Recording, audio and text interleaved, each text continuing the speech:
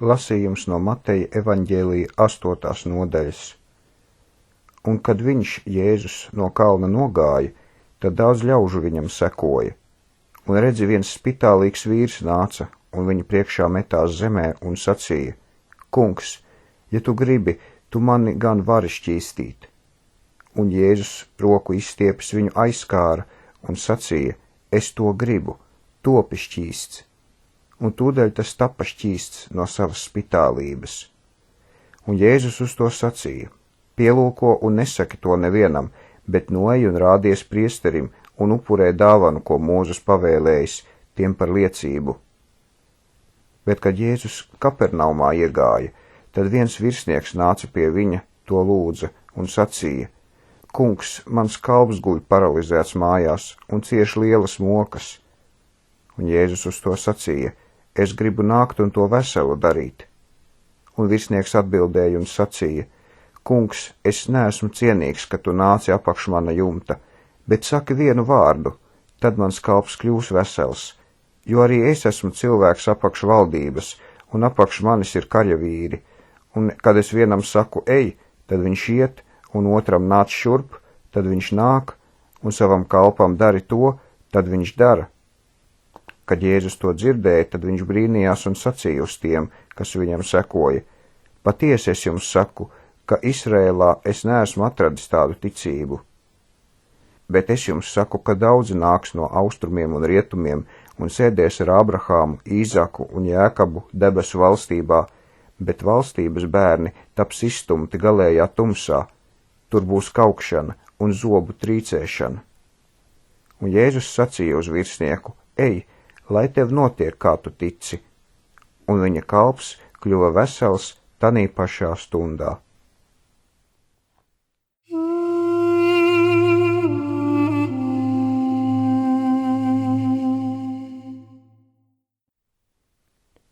Otra Mūzes grāmata, 39. un 40. nodaļa. Tie taisīja arī amata drēbes kalpošanai Dievam svētā vietā, no ziluma un purpura un karmezīna, un taisīja svētās drēbes Āronam, kā tas kungs Jahve Mozum bija pavēlējis. Un viņš taisīja efodu no zelta, ziluma, purpura, karmezīna un smalkām šķetinātām dzijām. Un tie zeltu sakala plakanu un izgrieza stiepli no tā, ieausta starp zilumu, purpuru, karmezīnu un smalkām šķetinātām dzijām izrotātu darbu. Tie taisīja 2 saliekamus plecu gabalus, pie tā abos tā galos tie tapa sasieti. Un efoda josta, kas pār to bija, tā bija tāds pat darbs, no zelta, ziluma un purpura un karmezīna un smalkām šķetinātām dzijām, kā tas kungs Jahve Mozum bija pavēlējis. Tie sataisīja arī oniks akmeņus, zelta iekalumos ieliktus, gravētus tā kā zīmogradzenus, kur Izraēla bērnu vārdi bija iegravēti. Un viņš tos lika efodam uz pašiem pleciem par piemiņas akmeņiem Izraēla bērniem, kā tas kungs Jahve Mozum bija pavēlējis. Un viņš taisīja krūšu zīmi, izrotātu darbu, kā efoda darbu no zelta, ziluma un purpura un karmezīna un smalkām šķetinātām dzijām. Tas bija 4-kantīgs. Tie taisīja krūšu zīmi 2-kārtīgu, viens sprīdis bija tās garums un viens sprīdis tās platums, 2-kārtīga tā bija. Un tie to aplika ar 4 akmeņu rindām. Vienā kārtā bija sardīs, topās un smaragds, šī ir 1. kārta, un 2. kārtā bija rubīns, safīrs un dimants, un 3. kārtā bija hiacints, ahats un ametists, un 4. kārtā bija berils, oniks un jaspits, zelta iekalumos savās rindās. Un akmeņu pēc Izraēla bērnu vārdiem bija 12, pēc viņu vārdiem gravēti kā zīmogradzeni, ik viens ar savu vārdu pēc 12 ciltīm. Tie taisīja pie krūšu zīmes arī ķēdītes, vienādā garumā savītas, no tīra zelta, un tie taisīja 2 zelta iekalumus ar 2 zelta gradzeniem, un lika 2 gradzenus pie krūšu zīmes 2 galiem, un pielika savītās ķēdītes 2 gradzeniem pie krūšu zīmes galiem, bet abu savīto ķēdīšu otrus galus pielika pie 2 iekalumiem un pie efoda saliekamiem gabaliem priekšpusē. Tie taisīja 2 zelta gradzenus un tos lika uz 2 otriem krūšu zīmes galiem, pie tās vīles iekšpusē, efodam pretim. Vēl tie taisīja 2 zelta gradzenus, un tos lika uz efoda abiem plecu gabaliem, apakšā uz priekšgalu, kur tas top sasprādzēts pār efoda jostu. Un tie piesēja krūšu zīmi ar tās gradzeniem pie efoda gradzeniem, ar vienu pazilu auklu, ka tas būtu pār efoda jostu, kā no efoda neatraisītos, itin kā tas kungs Jahve Mozum bija pavēlējis. Un viņš darīja efoda uzvalku, augstu darbu, visu no ziluma. Un paša uzvalka vidū bija caurums, tā kā krūšu bruņu caurums. Šim caurumam bija vīli visapkārt, ka tas neplīstu. Un pie uzvalka apakšvīlēm tie taisīja granātābolus no ziluma un purpura un karmezīna un šķetinātām smalkām dzijām. Tie taisīja arī zvārgulīšus no šķīsta zelta un lika zvārgulīšus starp granātāboliem pie uzvalka apakšmalām, visapkārt starp granātāboliem, ka bija viens zvārgulīts un tad viens granātābols un atkal viens zvārgulīts un viens granātābols pie uzvalka apakšmalas visapkārt kalpošanai, itin kā tas kungs Jahve Mozum bija pavēlējis. Tie taisīja arī svārkus no šķetinātām smalkām dzijām, austu darbu Āronam un viņa dēliem, un cepuri no dārgām dzijām, un paaugstas cepuris no smalkām dzijām, un linu bikses no šķetinātām smalkām dzijām, un jostu no šķetinātām smalkām dzijām, un no ziluma un purpura un karmezīna, izrotātu darbu, itin kā tas kungs Jahve Mozum bija pavēlējis. Tie taisīja arī zelta plāksnīti, svēto kroni no tīra zelta un uzrakstīja rakstu, itin kā zīmoggradzeni top gravēti, svēts tam kungam Jahvem. Un piesēja pazilu auklu pie tās, ka tā uz cepuris virsus taptu piesieta, itin kā tas kungs Jahve Mozum bija pavēlējis. Tā viss darbs tapa pabeigts pie sajiešanas telts nojums, un Izraēla bērni bija darījuši, itin kā tas kungs Jahve Mozum bija pavēlējis, tā tie to bija darījuši. Pēc tam tie atnesa telti pie Mozus, telti un visus tās rīkus, tās kāsīšus, tās galdus, tās nesamās kārtis, tās stabus un tās kājas, un segu no pasarkanām aunu ādām, un segu no roņu ādām, un priekškaru, liecības šķirstu un tā nesamās kārtis, un salīdzināšanas vāku, galdu, visus tā rīkus un skatāmās maizes, zelta lukturi ar tā eļas lukturīšiem, kas jāuzliek, un visus tā rīkus un eļu gaismai, un zelta altāri un svaidāmo eļu, un kvēpināmo no smaržīgām zālēm, un segu telts durvīm, vaļa altāri un vaļa režģi, kas tam bija, tā nesamās kārtis un visus tā rīkus, bazgājamo trauku un tā kāju, pagalma aizskarus, tā stabus un tā kājas, un pagalma vārtu segu, tā virves un tā nagls, un visus rīkus, kā vajadzēja sajiešanas teltī.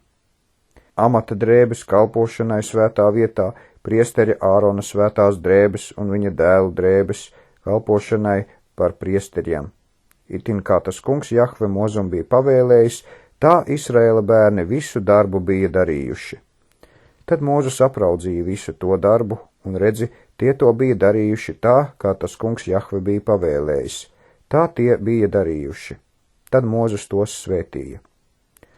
Un tas kungs Jahve runāja uz Mozu sacīdams: 1. mēnesī, 1. mēneša dienā, tev būs uzcelt telti, sajiešanas telti, un tev tur būs nolikt liecības šķirstu un priekškaru uzkārt šķirsta priekšā, pēc tam tev būs ienest galdu un sataisīt, kas ir sataisāms, tev arī būs iecelt lukturi un uzlikt tā eļas lukturīšus, un zelta kvēpināšanas altāri tev būs likt liecības šķirsta priekšā, tad tev būs pakārt telts durvju segu. Tev arī būs uzcelta dedzināmo upuļu altāri sajiešanas telts durvju priekšā, un tev būs likt mazgājamo trauku starp sajiešanas telti un altāri, un tanī turēt ūdeni. Pēc tam tev būs uzcelt pagalmu visapkārt un segu pakārt pie pagalma vārtiem. Tad tev būs ņemt svaidāmo eļļu un svaidīt telti un visu, kas tanī ir, un to būs svētīt ar visiem tās rīkiem, lai tā ir svēta. Tev arī būs svaidīt dedzināmo upuļu altāri un visus tā rīkus, un svaidīt altāri, lai altāris ir augsti svēts. Tad tev būs svaidīt mazgājamo trauku un tā kāju, un to būs svētīt. Tev arī būs pievest Āronu un viņa dēlus pie sajiešanas telts durvīm, un tos mazgāt ar ūdeni. Tev būs apvilkt Āronam svētās drēbes un viņu svaidīt, un viņu svētīt, lai tas ir mans priesteris. Tev arī būs pievest viņa dēlus un tiem apvilkt tērpus, un tev tos būs svaidīt, itin kā tu viņu tēvu esi svaidījis, lai tie ir mani priesteri. Un notiks, ka tiem svaidīšana būs par priesteļa amatu mūžīgi viņu paaudzēs. Un Mūzes darīja itin, kā tas kungs Jahve viņam bija pavēlējis, tā viņš darīja. Un notikās 2. gada 1. mēnesī, 1. mēneša dienā, tad telts tapa uzcelta, jo Mūzes uzcēla telti un nolika tās kājas un uzcēla tās dēļus un ielika tās stieņus un uzcēla tās stabus.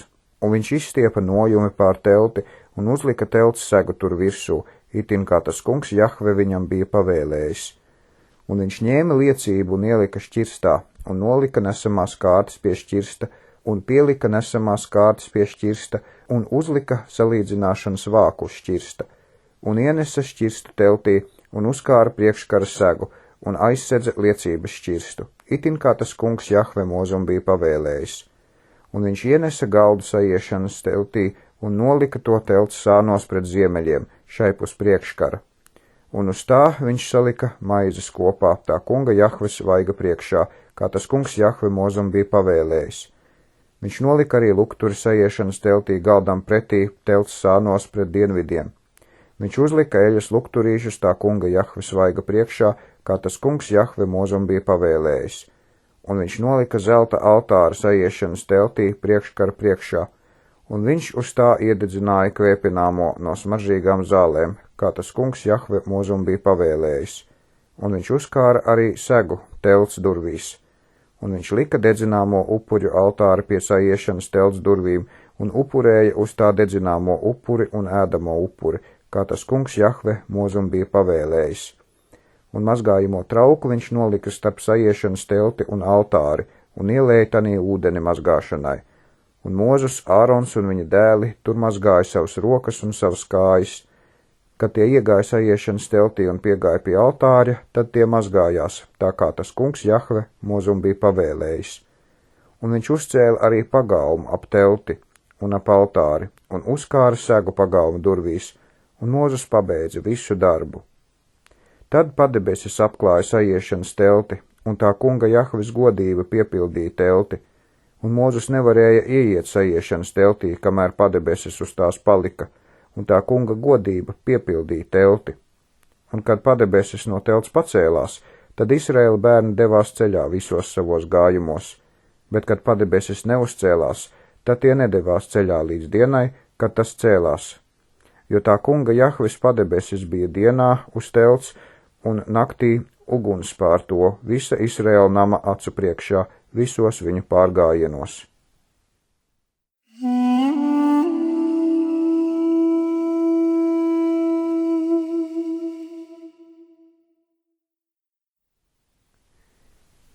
Salamana sakām vārdi, 18. nodaļa. Kas ar citiem kopā neturas, tas savu gribu tik meklē, un ir kavēklis visās lietās. Muļķim netīk gudra valoda, bet tik vien atklāt savu paša sirdi. Ļaundarim staigā līdz negods, un ar apsmieklu kauns. Vārdi cilvēka mutē ir dziļš ūdens, un gudrības avots ir tekoša ūdens upīte. Nav labi ļaunā vaigu cienīt un nospiest taisno tiesā. Muļķa lūpas ieved ķildā, un viņa mute brēc pēc sitieniem. Muļķa mute sev pašai par postu, un viņa lūpas paša dvēselei par slazda valgu. Lišķa vārdi ir kā saldi kumosi, un spiežas dziļi sirdī. Kas laisks pie darba, tas palaidņa brālis. Tā kunga Jahves vārds ir stipra pils, tur taisnais glābjas un top izglābts. Bagāta manta ir viņa stiprā pils, un viņam šķiet augsts mūris. Pirms bojājas cilvēka sirds top lepna, bet pazemība ved godā. Kas atbild pirms dzirdējis, tas tam par muļķību un kaunu. Vīra gars panes savas bēdas, bet kad gars izmisis, kas to var panest? Prātīga sirds iemanto atziņu, un gudra auss meklē atziņu. Dāvanas cilvēkam līdzina ceļu, un viņu ved kungu priekšā. Kas pirmais sūdz, tam šķiet taisnība, līdz nāk viņa pretinieks, tad to tirda. Mesli nobeidz ķildas un izšķiri varenos. Apkaitināts brālis ir cietāks nekā stipra pils, un ķilda nekā pils vārtu bulta. No mutes augļiem ik katrs savu vēderu pildīs, un viņa lūpu padomus to ēdinās. Nāve un dzīvība stāv mēles galā, kā kurš runā, tā tam būs. Kas sievu atradis, tas atradis labumu, un mantojis žēlastību no tā kunga Jahves. Nabaks runā lūgdamies, bet bagāts atbild bargi. Vīram, kam draugi ir, pieklājas pašam par draugu turēties, jo dažs draugs mīlē vairāk nekā brālis.